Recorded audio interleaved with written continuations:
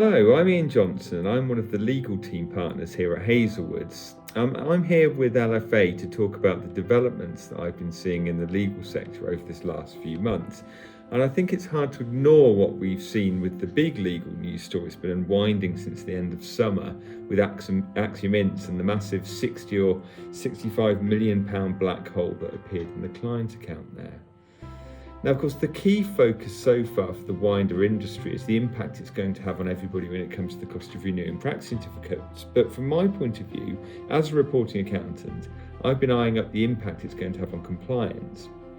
Now, we've already seen the SRA suspended its amendments to the SRA accounts rules, and I think that's giving a hint at what's to come from them, because those changes were, I think for the most part at least, pretty minor.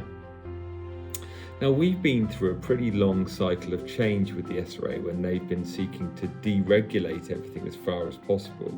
And just using the accounts rules as an example, that they've been much shorter and less prescriptive over the years, much more down to the discretion of law firms to work out how best to implement them.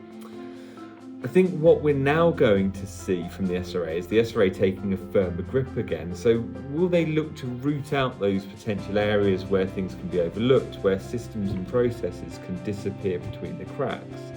Now, I'm going to be really surprised if the SRA don't look to the reporting accountants and start asking some searching questions of us, because they'll be wanting to understand how £65 million can go missing from under the nose of the auditors over the course of, let's say, several years, without alarm bells going off or without somebody blowing the whistle to the SRA.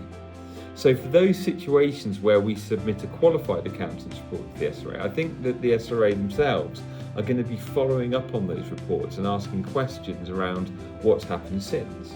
How have those firms addressed the issues going forward, and possibly how are we satisfied that we've understood the full scale of the issues that we brought to the SRA's attention? But what about those firms that we're not submitting reports for? And what about those firms that haven't bothered to even obtain an accountant's report and hope to remain below the radar?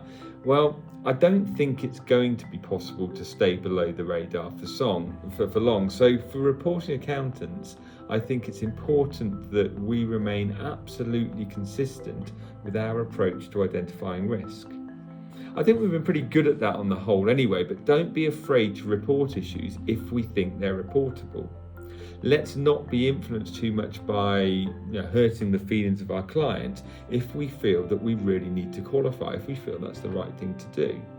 And for law firms, well, they have time before their year ends roll around to review last year's findings and make sure that they're addressing the points that we've noted for them, that we think are important, that we think they need to be addressing. So, like I said, I think there is change to come. I think the compliance world will change, and it really is something that we're all going to have to keep our eyes on.